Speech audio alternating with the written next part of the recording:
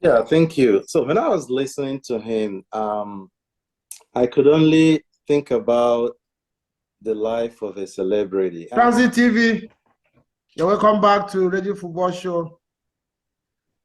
Today we have new guest on the show. We want to look at the Dele Alli interview that was granted on the show called Overlap with Gary Neville, where he talked about underlying issues in his life that affected his career. We all know that he had a very bright career starting in Tottenham, but in the last 3-4 years, he's become a shadow of himself. And everybody has been wondering what's been going on with him. So he came up with this interview last week, which was a shocking revelation to a lot of people, who know Dele Alli, especially when he was in Tottenham. So with me today, I have two gentlemen who are practitioners in the mental health sector. They could try to help us to understand the issues that Dele Alli raised in that interview, how those can also affect regular people who are outside of sports or football. So I have with me Declan Amadi and Kasmir Awishi. Guys, you're welcome back to the show. You're welcome to the show. You can introduce yourself to our viewers. Dek, I'll start with you. thank you very much, Reggie, for inviting me to the show. It's my pleasure, and I'm happy to be here. So my name is Declan, and I'm a mental health practitioner, licensed in Canada and the United States as a psychotherapist and independent clinical specialist in mental health. So thank you for inviting me here. You're welcome. Nice to have you, bro. Cassie. Hello, good evening, everyone. My name is Kasmir Oishi. I'm a senior mental health practitioner, practicing here in the United Kingdom. I'm also a clinical lead, mental health clinical lead. Thanks for inviting me to the show for this topic on mental health. Thank you very much. Okay, guys, we're glad to have you. I'm sure a lot of our viewers will be happy to have you guys. You're experts in this. Because last week when the news broke, I tried not to talk in-depthly about it because I'm not an authority in that regard. So I didn't want to have wrong assertions on some of the comments that he made. So I've taken note of a few of them. I will throw them out here and then allow you guys to look at it and help us to understand more what's going on with his life and how it can affect the regular man on the street as well. Because from what he was saying, it looks like a lot of people out there are suffering from these traumas without even knowing it, or doing things that they try to use to numb the effect or impact of those traumas, and it causes more damage than it's supposed to. So before we go, I want to remind our viewers, if you are not subscribed to the channel, please go ahead and do that now. Hit the like button and share the link as well, so that people can benefit from the insights and information and the education we're going to get from this episode today. So we'll move on. Cassie, let me start from you. Let me ask you a general question. Mental health, I know it's all over the media, print media, social media, all over the place now, but some people still don't really understand when you say somebody has mental health issues, what does it really mean? Well, mental health means a lot of things these days because of the stigma. Some years back, there was a lot of stigma around mental health, and then it used to be termed as people who there was a lot of negative connotation around it, where they felt that it was people who were quite highly dangerous. But in recent years, the stigma it's not as it used to be. People are coming out more around issues bordering on mental health. And now mental health is kind of multifaceted, where it could be anything from anxiety, depression, even normal life stressors that could impact on your psychological and mental well-being. And each and every one of us go through have a little bit of mental health issues, but then it depends on how then if it overrides our life and then impacts on us functioning normally in our day-to-day activities, that's when it becomes a big issue. Okay, yeah, it's good to know. So Dek, let me ask you, I'm going to read out one of the statements that Dele Alli made in the interview. He said, I was winning the fight, smiling, but inside I was definitely losing the battle. So he was talking about things that happened in his life. So he tried to cover them up by living like every other normal people, but inside him, he knew that something was wrong. So can you unpack that statement for our viewers? Do you have anything to say, to make people understand more what he was trying to talk about? Yeah, thank you. So when I was listening to him, I could only think about the life of a celebrity. And again, mental health stigma, it's not just about whether you're a celebrity or whether you're rich or poor, right? This is something that cuts across the board. It has no bounds. You could be rich, poor, old, young, Hispanic, Caucasian, Black. Mental health can affect you.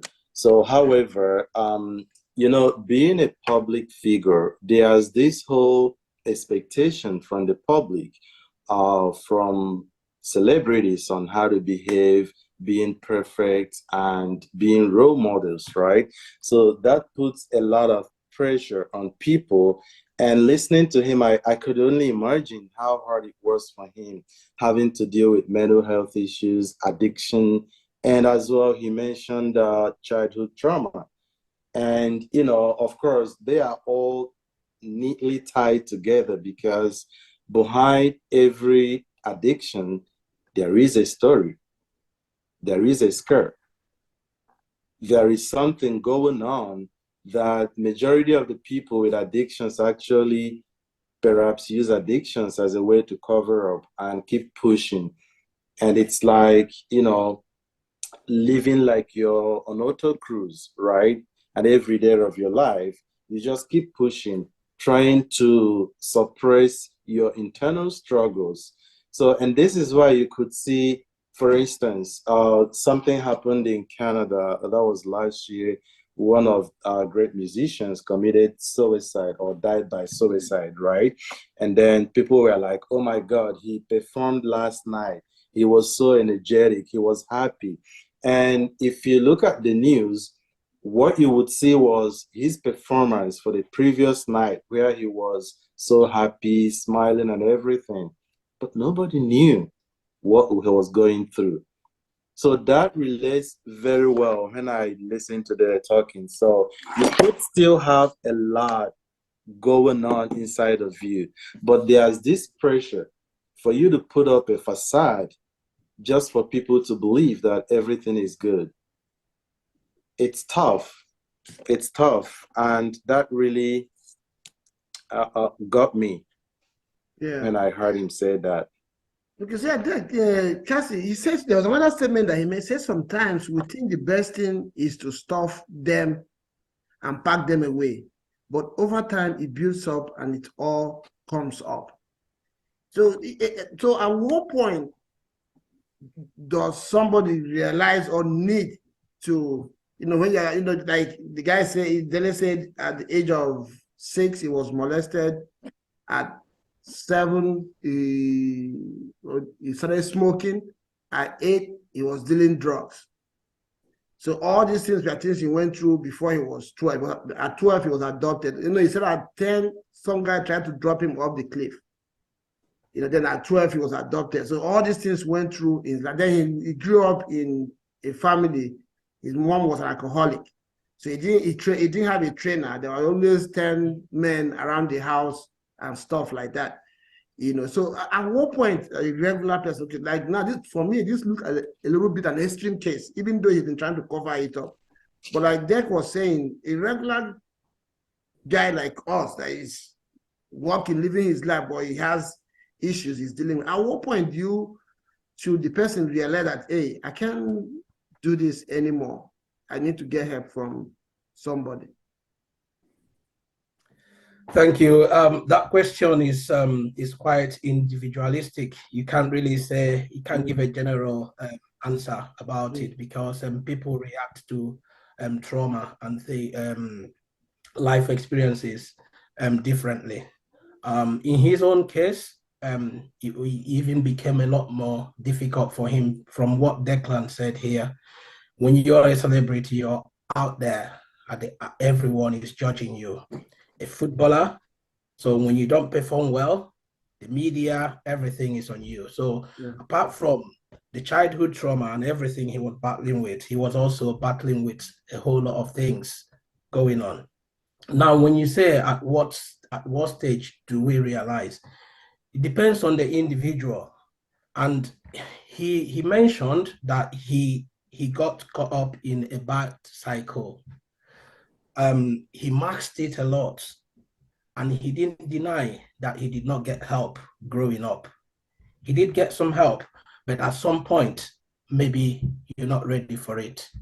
And sometimes why people are not ready is because they need to trust.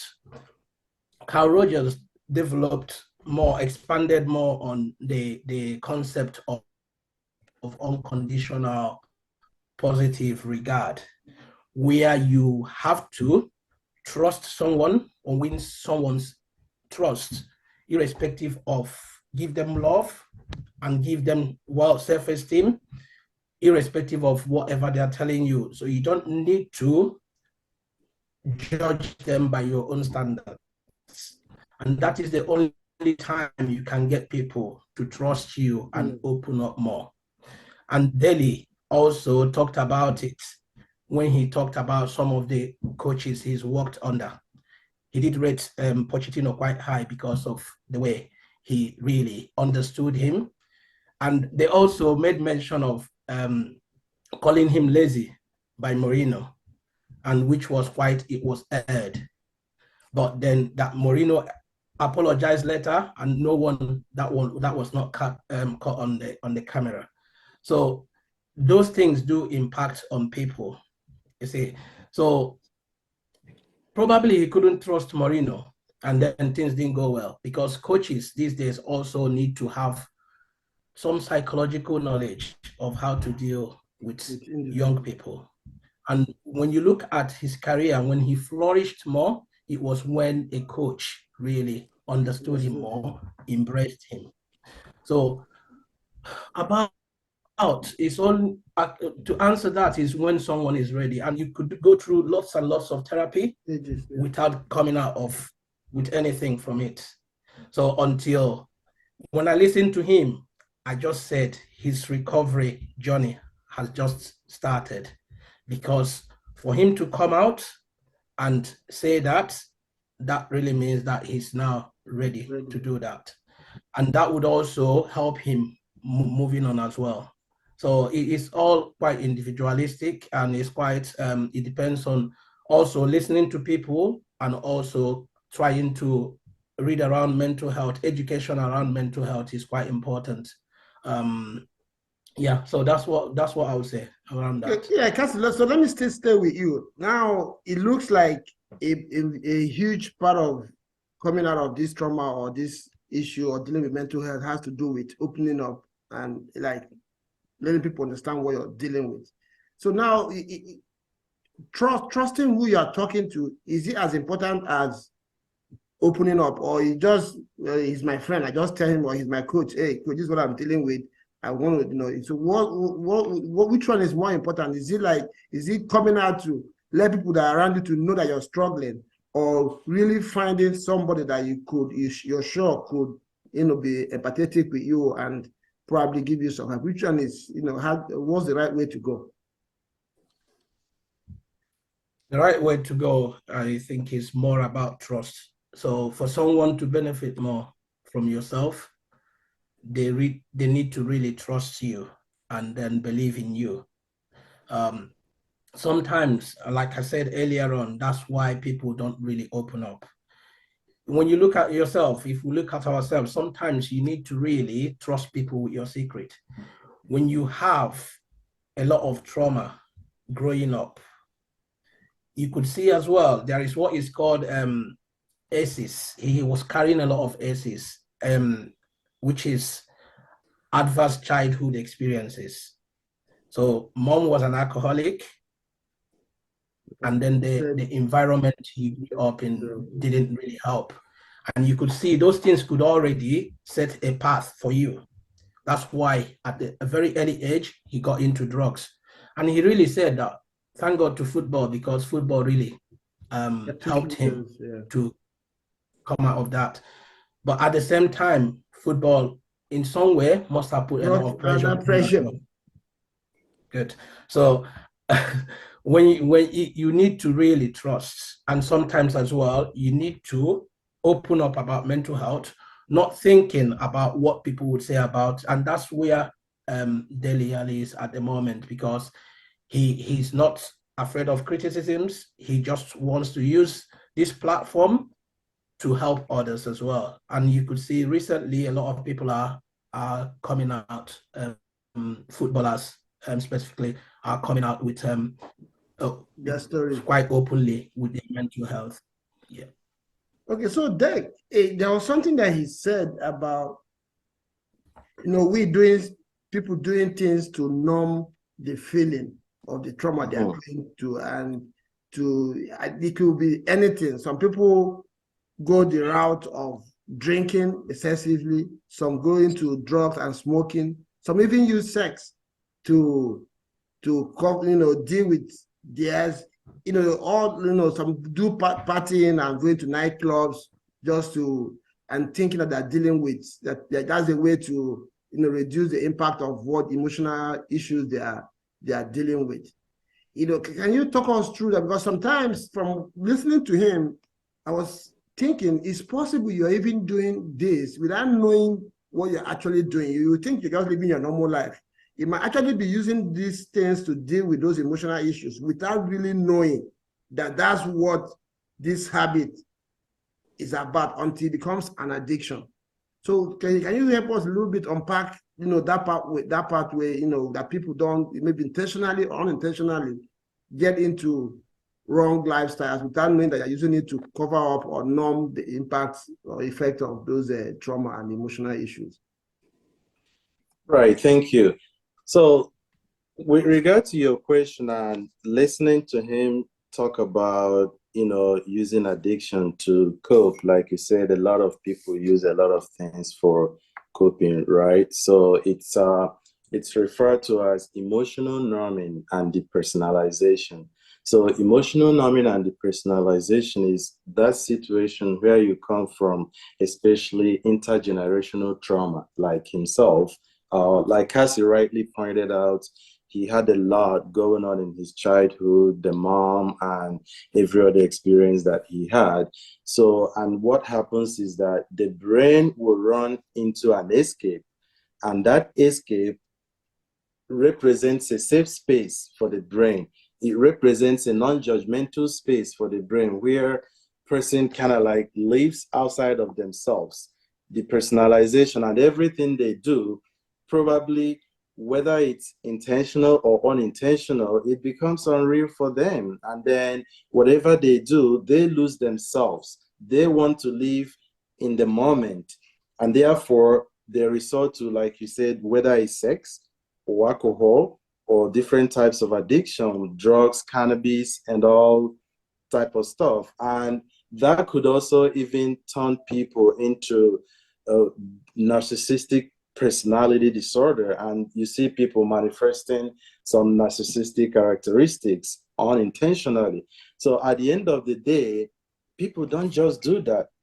They are looking for coping mechanisms, because Cassie rightly said, you need to find a safe space to trust someone. And that space can be anything. It can even be like a friend. It can be a family member, and it can be a mental health professional. But it's so tough for people to get to that point where they will be able to seek mental health help with professionals. It's tough. But at the end of the day, finding your space, finding your non-judgmental environment could be with anyone. I've seen people who were going through trauma and their savior was just a random person. I have a client who I'm working with now, and he has a lot of trauma. And he lived, like, according to him, he described it like, I lived in the street, and it's a devilish street, according to him, living in an environment where the only thing you know is gangs, drugs, killing, and that forms and shapes your world. You know how the human brain works? Like, the human brain works by identifying, some behaviors, and then it will form them into patterns when those behaviors are repeated. And from patterns, they turn into like someone's personality, right? So someone growing up in an environment where the only thing they know it's hey, welcome. Hello, hi. Choma, welcome to the show. Hello. Welcome to the show, Choma. Hello. Hi, good evening. Good evening. Right. Yeah, go ahead. So I was talking about intergenerational trauma and childhood trauma. So being an environment where the only thing you know is drugs, alcohol, people die, nothing matters to you, then your brain is going to imbibe that largely, and your brain is going to think that this is the way of life. And this is how people end up being alcoholics, being drug addicts and stuff. So it is tough, and rightly so. It's not also something that is independent. It's something that people will have to be open to help and offer help to people based on what they need. If you see someone who is struggling, don't judge them. Don't be judgmental. Get close to them. Understand what they are going through. Offer to help. If you cannot help, send them resources that can help them, knowing what they are going through. But unfortunately, in our world today, we tend to judge a lot. We tend to judge a lot, whether it's in the workplace or in our individual life, friends or families. Today, like, I do have people who struggle with mental health, but their family members believe that they are lazy. Their parents think that they are lazy and they should get over it. You don't just get over mental health. Mental health is as severe as physical health. If you're walking down the street, maybe you stepped in a weird way and you sprained your ankle, no one is going to tell you to get over it. But then you go through a lot of stress, from minor stress, and then it turns into anxiety, it turns into depression, it turns into trauma for you after you experience it over a period of time. And then someone is going to tell you to get over it. You don't just get over mental health issues. You get help as much as you get help for physical injuries as well. Okay. Yeah, so Cassie, let me come back to you. There was something that he said regarding the career of footballers, of the game. He said what it does to you every day mentally. Sometimes you have rejection. Sometimes you lose games. To even deal with losing games is on its own is a different type of pressure. Sometimes your coach can tell you you're not good enough, or they call you lazy, like in his case. So now, and he says for the normal person on the street, footballers make a lot of money. And the world that we live today is like, we're talking about judging people. It's all about how wealthy. Once you have money, people think you're successful. People see you as a successful person. So he said as footballers, of course, they have a lot of money, but that there is a mental pressure or emotional pressure that comes with it. And things like this that he listed, like rejection by your teammates, or even losing a game, or maybe you made a mistake in the game, and because of that, the opponent capitalized on it, and your team lost the game. It becomes an issue both in print media, social media. Everybody's on you. Your coach telling you you're not good enough or you're lazy.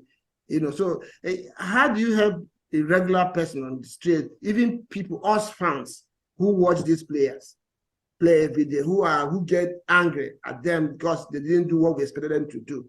How do you help both us as fans and people, normal people? How do we deal with this pressure or handle this pressure? Is there any way you can compartmentalize your brain as the guy in focus, for instance, a footballer, to understand that those rejections or criticisms are part of the game? Sometimes they tell you, leave everything about the job and the office and go home, live your normal life. And then when you come back, you pick it up back. So how can you help us with that? It's quite tough, to be honest. Apart from football, in every walks of life is tough. When I've had clients sit in clinic with me, and then they're going through trauma, they're going through a lot of stress and anxiety, but then they can't identify the trigger. And when you sit down and start trying to get the trigger, because you need to find some of these things, anxiety, these other things are all secondary to the main thing. And if you don't find what the main problem is, then the other ones will continue to be there. So what happens is that in football, I said it earlier on, because football helped Dele Alli, and he was so grateful because that got him off the street. But then it put a lot of pressure on him as well.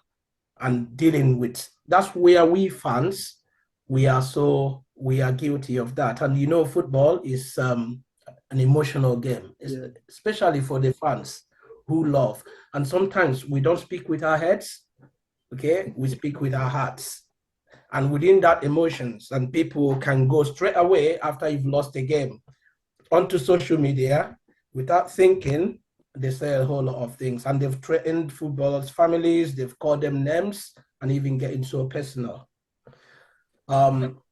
Thinking about how do you help the ordinary person to understand and be able to think within the box, to think, okay, maybe this guy had a very bad day, all right? Because we do all get bad days at the office sometimes. It would be true, like what Dele has done. That's education around mental health, knowing that it is real, and then they do get that as well. A lot of footballers have gone through this. Gary Speed, who was doing very well, was the national coach, national coach, and he completed suicide, took his own life.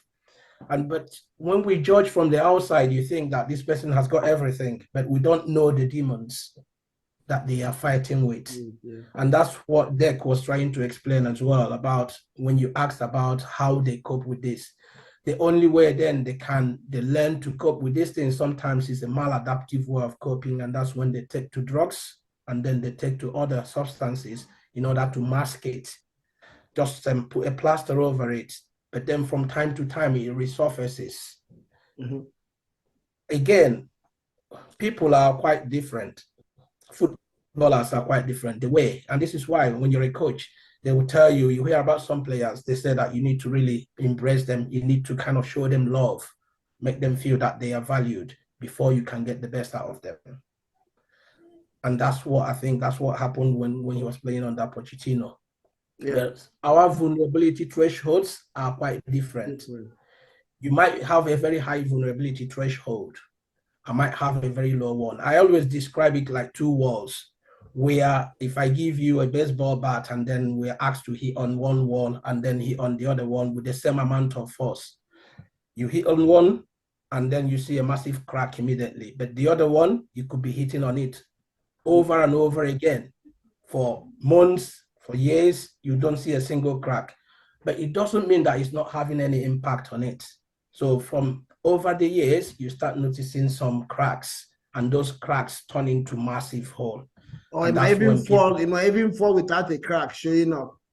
So, and this is why it goes back to when you asked me about how does mental health impact on people. So it does impact on, and when do you come out? Some people would mask it a lot, and until you find someone you trust, and you can't trust fans. So for fans and for everyone to understand is footballers, like what Dele has done, coming out in the open without fear of criticisms or anyone judging him. We always have our own opinion, but mental health is real, and a lot of people are moving every day, and without, you don't know what they are going through until they open up to you about it. And there are people who they will come to your clinic you might have up to 10 sessions with them before they open up. They need to have that trust. And you have that therapeutic relationship, and then people start opening up. So some of these things are then football pundits, like you can use transit TV as well to give people more education around mental health, especially fans, so that we know. We're doing now. A lot of fans will be so critical of what he's done. They might think, okay, you get paid a lot, so just bottle it and then crack on. Exactly. So, yeah. before I give Choma a chance to ask you guys a question. What you just said now, I was reading through Twitter, especially in the Nigerian space, because of the environment there and the way people grow up through difficulties and stuff. All they are saying is, hey, bro, you're lazy. Your career, you made a mistake in your career. You're not doing well. You're looking for an excuse. Get on with it, and it's not anybody's fault. You had all the chance. I was reading those things. I had to stop. Because I was like, really? Is somebody really saying this? Would this guy come out in the open to be saying this, very ridiculous things about his background and his upbringing just for you to pity him?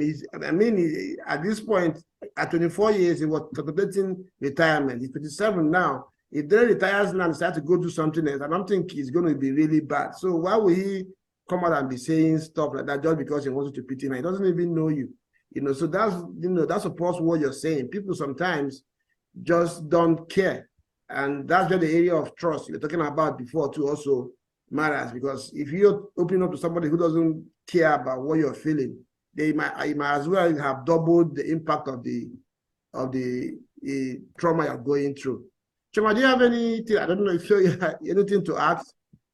Oh yeah, it's it's a question and then it's a contribution. Okay. I mean, down here, it's a bit awkward or weird for a man to be sensitive, in quote. Men are told to like carry everything head on, do not even crack. You just have to keep going on and on and on until you die. And it's not fair. It's not fair in the sense that people were raised in societies where, especially African men, they think if you say you're feeling a certain kind of way or show, a bit of sensitivity, it makes you less a man. Because personally, I know that mental health is a big deal. And it's not just for women, okay? I can tell you that a lot of guys are going through this and they don't want to talk about it. I mean, if you start talking about it, me amiibo, they will say, what will the kinsmen say? If they say that's one of the exactly, if they say that one of the red caps wearing chiefs is in the hospital for mental health, they'll be like, what kind of behavior? What is mental health? What's happening? My first question is, what are the avenues that men like you have created to make sure that men can come out, like step up, because men don't talk about these things. Actually, I do have a friend, and he keeps telling me that men don't have this kind of conversation. In fact, your fellow guys don't even want to hear that, you're feeling a certain kind of way, you're down. Especially when you have money, because people think that, having money solves everything. So, like, I've listened to you talk, you've said so much and you've spoken so well, but are there like, meetings, maybe not really AA meetings, like, for people that are, but a certain platform where men can express themselves? Like, see, bro, I'm feeling this sort of way, yeah, I have a good job, I get the bag, but sometimes I feel sad. So men are suicidal and they're not telling anybody. And women are going on and on about their, postpartum depression and all of that. Men can't even talk about their suicidal thoughts because it's going to make them less a man. So apart from, if Dele didn't come out, There are some people, because it was when he showed his face now, the others now started clamoring, oh, way to go, way to go, way to go. Some people have been going through the same thing, especially these footballers, because it's 70% your mental state. Football is 70% in here, and 30% is other things that you do. So what kind of publicity are you creating? Boys in secondary school, boys in primary school, because boys are going through a lot. I'm not trying to be a very emotional person. Men are going through a lot. Men go through a lot, and you know, it's a man's world, but these men can break. One day they will break. Yeah, Okay? They will yeah. break. You know, men have gone through sexual abuses and they are taking it to their graves. They don't want to talk about it because it makes them feel not manly enough. Yeah. You know, so what are those avenues that we have to keep pushing this in out there? You see, mental health, because they call it a Gen Z thing. They say mental health is a Gen Z thing. I've heard people say that there is this generation Z, these ones in their 20s that are going on and on about it. But no, mental health is not a Generation Z thing. It's been with us, it's been with our fathers. Some of them drank it away. Some of them smoked it away. Some of them played golf and, you know, went to sports club and talked it away. You Yeah, so know, so I Derek, just so don't do you want to respond to that?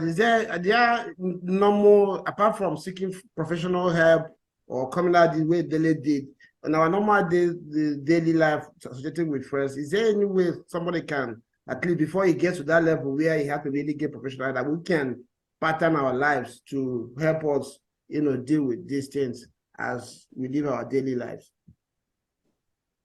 Right, thank you. I think one major thing that it's highly an effective intervention, but which we normally disregard is self-care. Self-care is very important, but I don't know how many people, including my own self, that will create some time to form a routine for self-care. And self-care could be anything.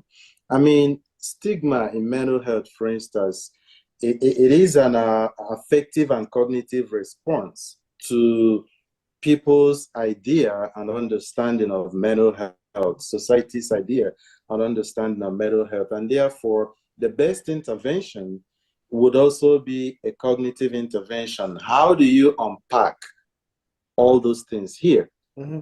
And like Choma rightly said, 70% of soccer is here because you're using your brain constantly, Mm-hmm. right?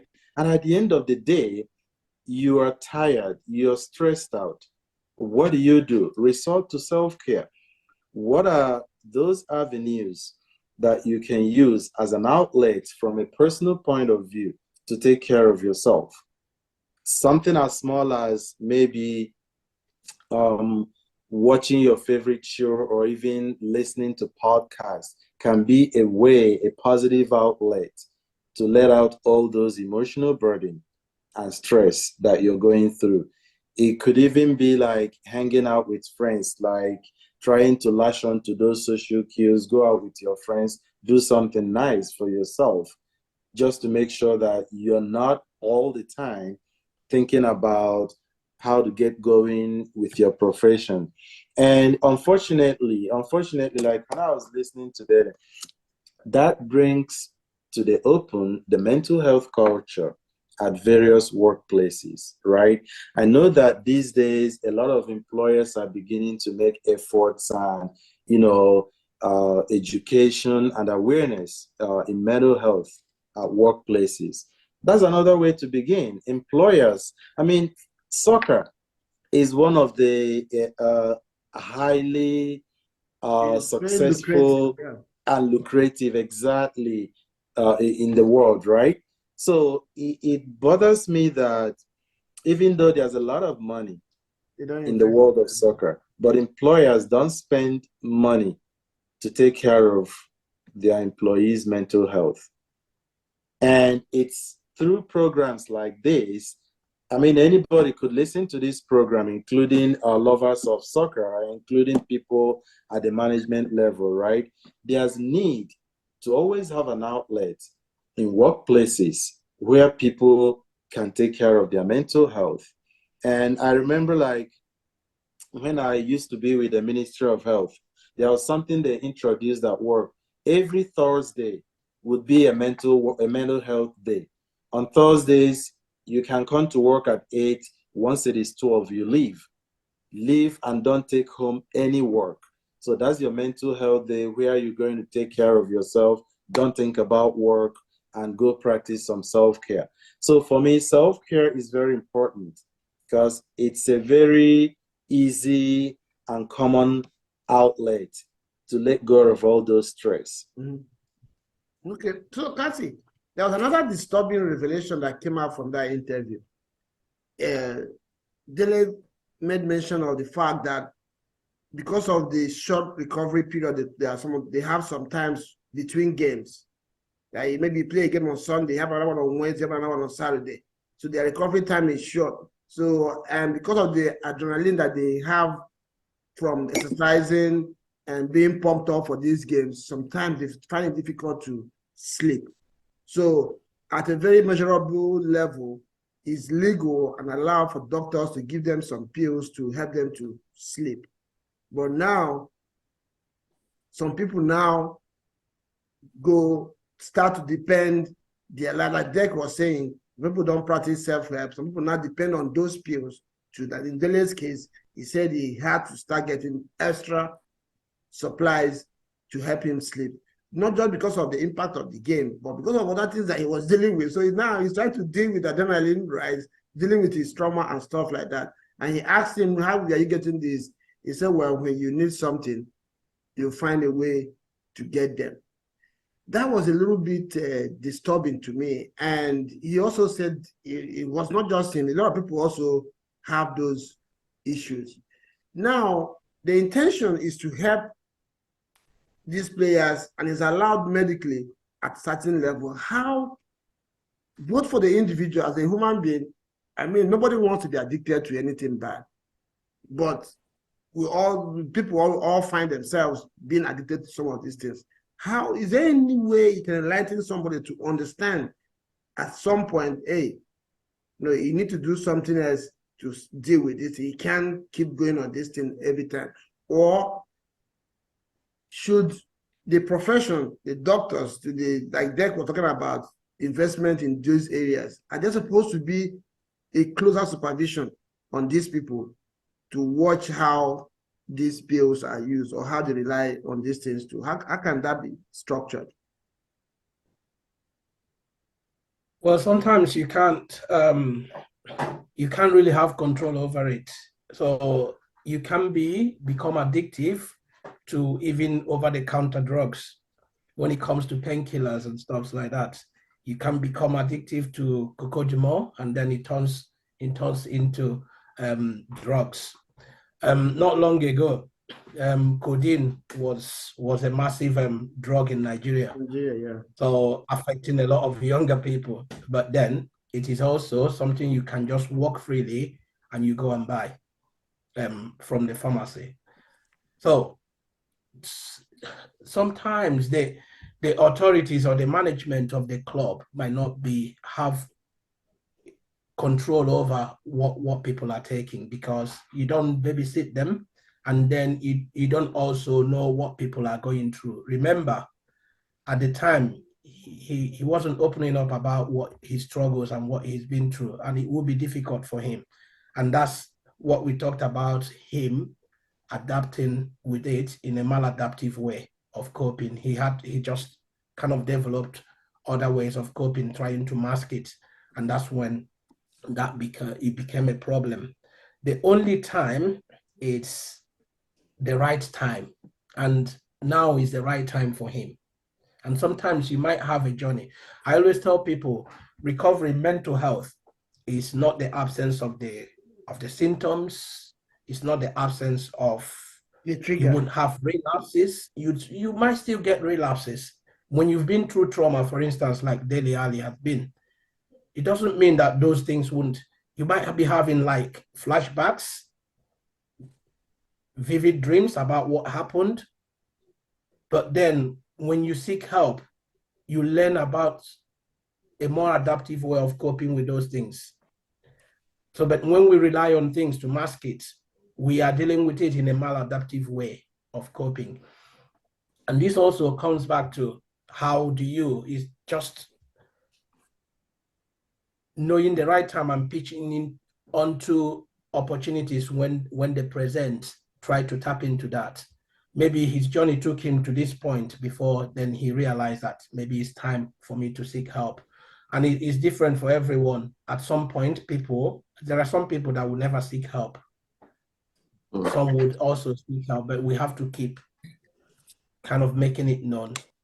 And that goes back to the question Choma talked about. There is also a cultural thing around mental health. It's not only about Nigerians. It's also when you come within the cultural group, some people is kind of you don't talk about it because then it impacts on the family. It becomes a stigma to the family. And it's always within the Black and Asian communities where you experience that more. And not only that as well, even within the white communities as well, you see people from older generation, they just tell you to bottle it and get over it. So it's not everyone, but it's trying to pitch into those opportunities that are provided at work, because work spaces are now providing a lot around mental health and psychological well-being. And you can get some counseling or learn some CBT. There are different levels of CBT, cognitive behavioral therapy, that you could use to manage. And this is what it means when you build your own way of coping and then adapting to the feelings or your past traumas.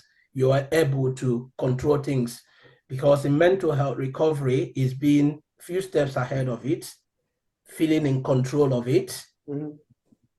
And that's when you can have a good recovery. It doesn't mean that there won't be a time when you have a relapse, but it's kind of when you know that relapse is coming, you know how to seek help. You know there are some grounding techniques you might use depending on what you are struggling with.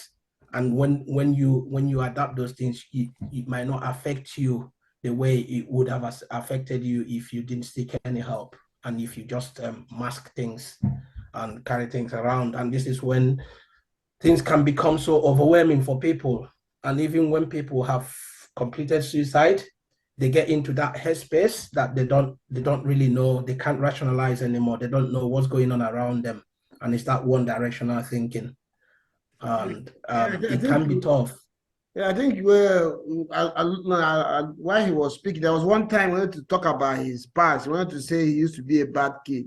And I said, no, they taught him not to say that anymore. I should say he used to get into trouble a lot with the police. So that's probably one of the benefits of getting help. Because when you start speaking the right language, the right words to yourself, it helps you also deprogram your brain from living that past pattern of life that you used to live. So, Avias, I know you're enjoying the show. We also want to remind you, if you haven't at this point liked the video, please hit the like button, subscribe if you have not done so. Choma, let's give you a chance anymore. I don't know if you have one more question before I go ahead. Is there anything you want to ask them? I'm really enjoying the lectures. Like I'm getting information I can share with some people that don't want to get on board. Speak about it. Yeah, even though you joined us midway into we already have, I'm sure you're going to still watch the show. And these guys have really blown me away here with the wealth of knowledge that they have shared with us today. And I'm sure our viewers are going to really enjoy this one. There was something that he also said, that a lot of people are going through the same thing, because that was when you were talking about the facility that he went to. That he said trauma is trauma. So he's coming from a footballer's background with his own issues, but people have these issues from all other areas. Say it was when he started working with his groups that he realized that this is not just a footballer problem. Everybody has this issue, including me that is speaking right here. So it's really interesting what you guys have shared with us today. So, Derek, for a closing, I don't know, what are you going to really tell our viewers today about mental health, how to deal with it, what it's about, and, is there any advice you can give, people going forward to help them, first of all, even identify that there's an issue? Because some people are walking around not even being aware that they have underlying issues that somehow it begin to pattern their life and their behaviors. How, you know, how does a regular person out there, for a footballer or his trigger that Cassie said are always in front of him, he has to do where there is pressure, there is rejection, there is shouting on him on the pitch and stuff like that. But for a regular man, probably who doesn't work in a place where there is too much pressure, but that doesn't mean that you're still going to be exempted from, you know, having trauma or pressure or mental issues. How do we even start with identifying that there is something that I need to really pay a little bit more of attention to as regards the way I'm living my life? Oh, yeah, thank you. I think Cassie mentioned something with regard to that, and when he was talking, creating awareness and education in mental health. Let's say, for instance, from the place we come from, I remember in 2016, I got some funding to go do some research among internally displaced women in Nigeria and Kenya. And then one thing that came out from that research was that even the world, like the word mental health, is still a taboo on the lips of many communities in Africa. And you mentioned, let's say during the process of recruiting, and you tell someone you're doing a research on mental health and you want to talk to them, the next thing you will hear is, oh, God forbid, I don't have any mental health issue. Because mental health, yeah, mental health for them represents you're mad, you're crazy. There's no more remedy for you. There's no hope for you, right? I think the right education, it's very important and paramount in order for people to realize that, you know, that same way you go to work, you come back, maybe you're an athlete, and then you break your feet or something happens to you, and it's okay for you to seek physical help. And you can see, like, for something like soccer, someone is playing and then the other player comes and you guys just connect with each other, and what happens? You fall and then the paramedics are going to run. They carry you right away to give you some first aid. That's physical health. Same thing should be done for mental health, right? And you see that your employee or that someone close to you is not happy, find out why. Talk to them. Be empathic. Be human. That's just it. Be human.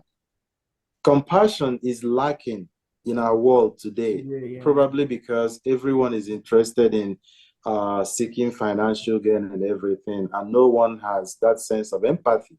Again, when you see someone going through stuff, talk to them. Ask them how they are doing. Know how you can help. Know that it's okay. The same way you can take care of your physical health, it's okay to take care of your mental health. And there's nothing wrong with that. And taking care of your mental health does not mean that you're crazy or something is wrong with you. It starts small. It starts from, oh, I'm so busy. And then the next thing you're going to hear is, oh, I'm so stressed out. From I'm so stressed out, it keeps getting worse. And then before you know it, someone delves into depression without even their knowledge. So our youth today also, like, say you go back to Africa and you see a lot of things happening. And according to World Health Organization, 1 in 5 persons in the entire universe have mental health issues. Wow. How many are we? I think we're getting to 8 billion today. And then, 20% have mental health issues, right? So that's 1.6 billion people. Exactly. And yet, we don't see people talk about it. We don't see people do anything about it. All we see is the negative end result, like one completing suicide, Yeah, even I remember in those days, even the people treating the people who have mental health issues, even have a stigma. People don't even want to relate with you because even now, if there's one person living with mental health issue in your family, then nobody's going to marry from your family. Exactly. Yeah. And they forget that. I think in Africa, for instance, the problem is people don't get help. here you could see I do have medical doctors who are my patients. I do have university professors.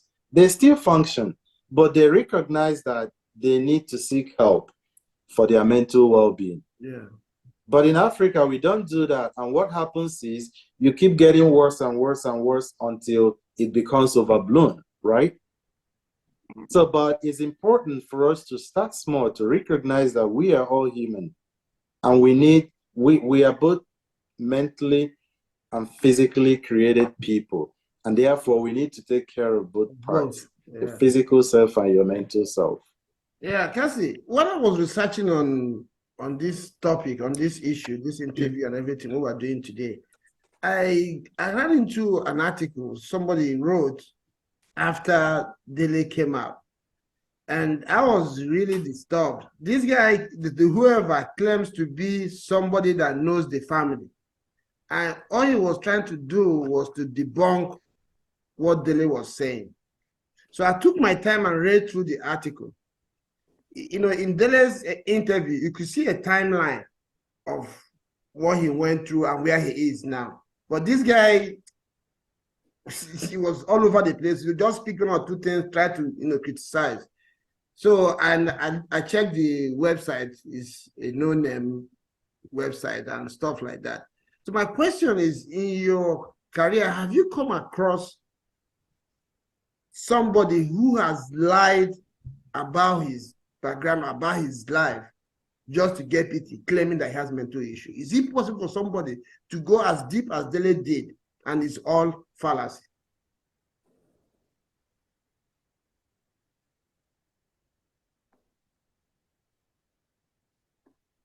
That's it. Are you there? Yeah, you know, I lost you. Sorry. I got some part of that. Yeah. So what my question was: have you in your practice, have you ever come across somebody who lied about his life, saying like went deep as much as Dele did, and at the end of the day, he found that it was all fallacy just for him to get pity? Is it possible? Well, we don't set out looking for. We're not Investigators. we don't do investigation, so you don't set out trying to see if someone is lying. You have to kind of believe someone is telling you the truth about what they are experiencing. But mental health is something that you sometimes you can't continue acting over it. It's all over the place. You can read it online. Some people could read about bipolar and they tell you that, oh, I think I've got bipolar. So I always tell people it's not like physical health. We are okay when you come. Okay, I take some blood samples and take some urine samples and then send them to the lab, so we can find out after an analysis around the samples, and then we find out what's wrong with the person, and you can get a diagnosis around that. Some people have had various diagnoses of mental health because in mental health, symptoms do overlap. And this is where people get it wrong sometimes, because you might have some symptoms where you feel that you have a mood swing, and then straight away you feel it's bipolar, but then it might not be bipolar. It could be something different within the mental health. So completely different. It's not bipolar. Sometimes I don't want to say I have.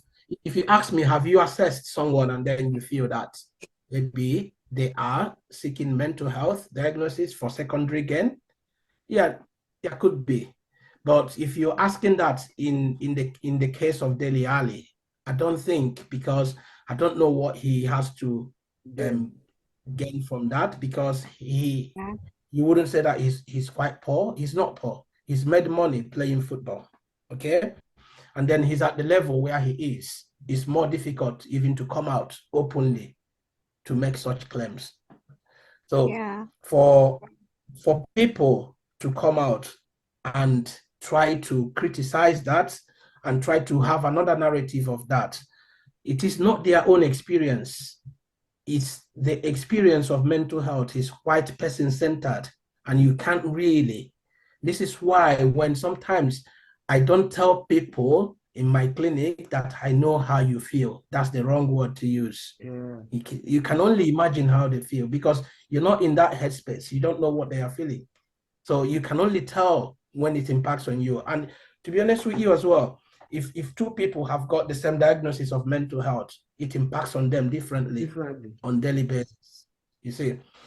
And remember, to answer your questions more, you know, there are two factions about Dele Alli's family. It's biological. He's more leaned towards his adopted family because when he was 18, so he broke into professional football, and then the family, the biological family, they came and then they had a massive interview on the social media, and because of that, they wanted to say, they were saying things about the family that adopted him, and that's why he hasn't got any relationship with them anymore. Yeah, I was reading today.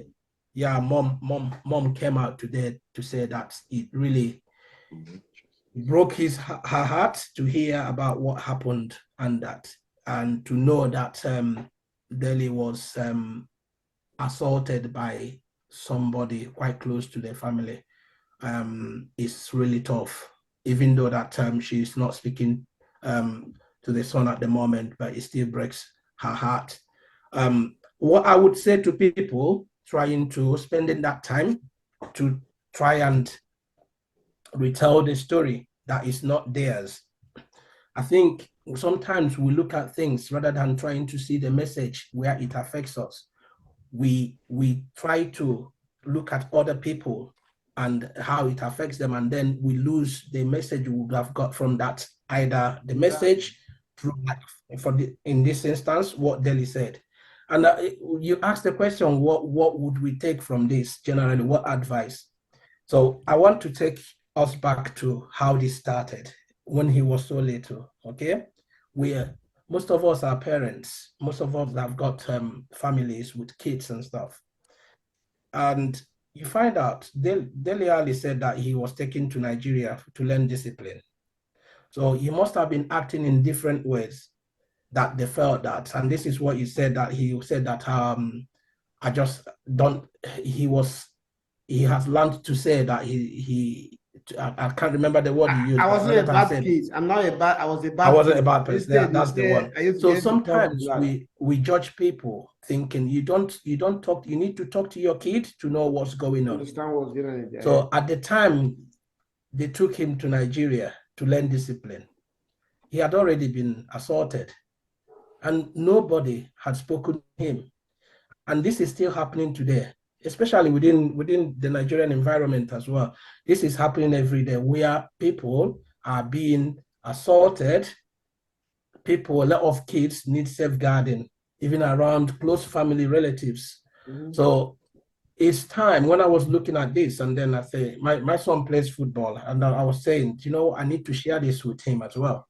So we need to, when we said, how can we help? Even Choma asks, how can we help the men, even the younger ones, right from when they are? This is how you help them. Trying to, when you listen to such interview, when you listen to such narrative that he said about what he went through, then you look at how it could be happening around you, and then that should give us an insight on how we should be able to help people that might be in a similar situation. And mind you, football is good that these things are coming up now. I've worked with a lot of clients who started football long ago, but then it was in football that they were abused. Okay. Now, football is good to know that football is giving people hope, but are still at the same time putting a lot of pressure on them as well. So, but then for the ordinary person, I don't know how to class an ordinary person, because with mental health, there's no ordinary person. Like Declan pointed out, it doesn't matter what your state, your walk of life is in the society. It doesn't really respect. It's no respect of any person. We all feel trauma. We feel pressure. We feel stress the same way everyone would feel it, and not judging people, thinking that because you've got a lot of money, you shouldn't have mental health. We need to be more open to it. And then rather than when these messages come across to us, we need to look at it kind of holistically and then look at how the message we get from it rather than being a lot critical about it. Thank you. Yeah, so like you just to what you said, Dele actually said that. He said trauma is trauma. Your body registers it the same way, no matter what. So it doesn't matter if you're a footballer, if you're a doctor, like Derek said, a professor, whatever you are. Once you have those triggers, like as you mentioned before, they start to develop, and if you don't take care of it, eventually it will overwhelm you and break you. Then career is lost, life is lost, generation might even be lost based on those isolations and not taking care of them. Yeah, guys, before we go, let's remind our viewers again, if you have not subscribed to this channel, like and share this content. It's very, very educative.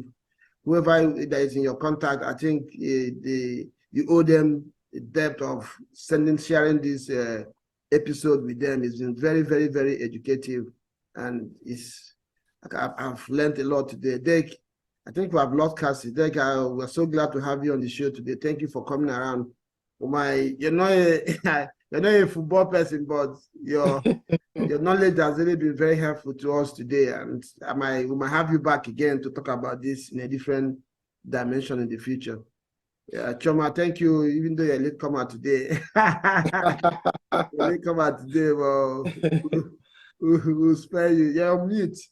Thank you for coming. Oh. Cassie, think Oh, you're yeah, doing... I'm so sorry.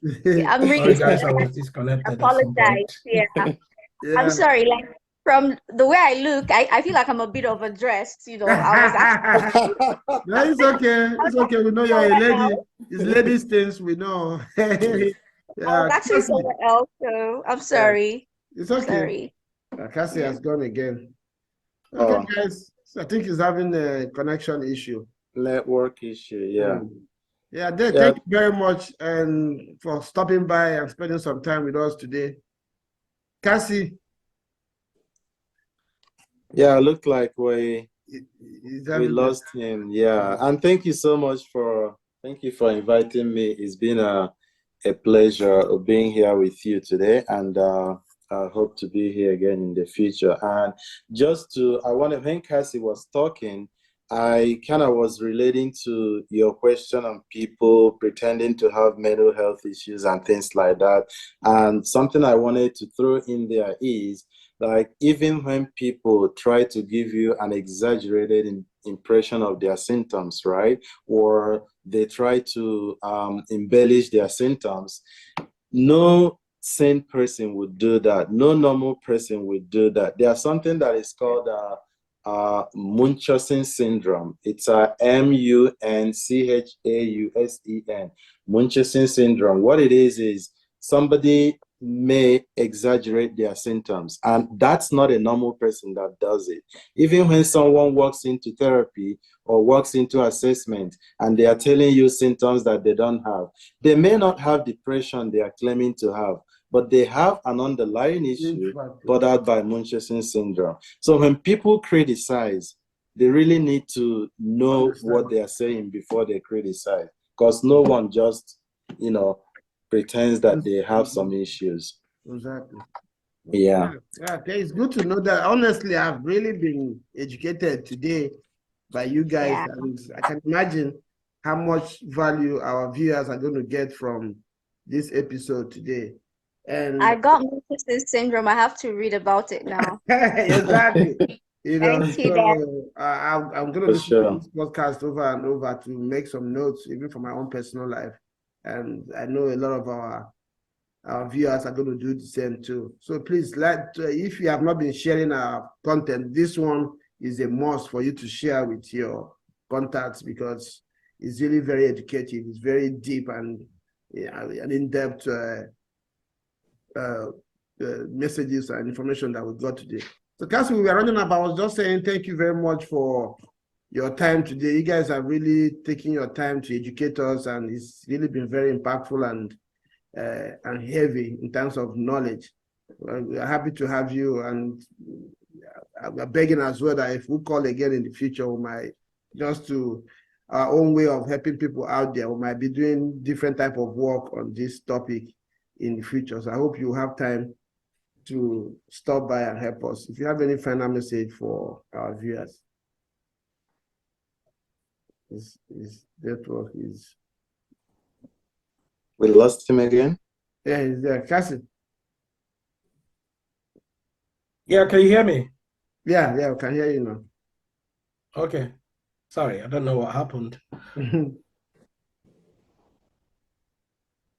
Yeah, we're rounding up. I was just thanking you for stopping by, and know that we might be calling on you again in the future to do some other work with regards to this for our viewers. So thanks a lot. It's my pleasure. Thanks so much for having me. Thanks. Yeah, thank you. Thank you, Yep. Cassie. Yeah, Thank bye you, guys. Thanks, Yeah, Mama. see you. Thank you. Yeah, bye. Thanks, guys. Bye.